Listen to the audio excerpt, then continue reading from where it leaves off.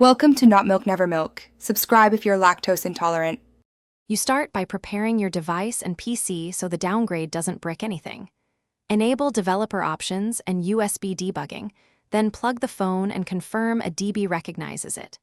Make a full backup and verify the downloaded factory image matches your exact model and build.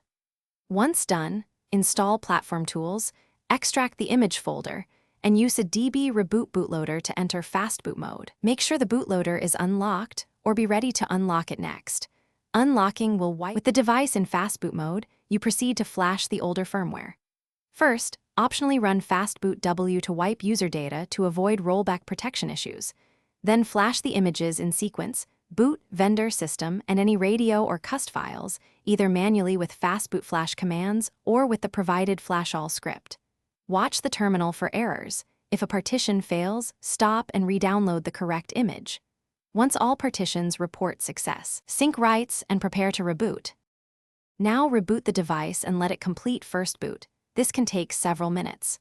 You should verify the build number in settings to confirm the downgrade succeeded, then restore your backup data. If you want stronger security, relock the bootloader only after confirming stability. If the device enters a boot loop, try recovery mode and perform a factory reset or reflash the exact factory image again. As a key troubleshooting tip, always re-download and verify checksums for images before a repeat flash to avoid corrupted firmware.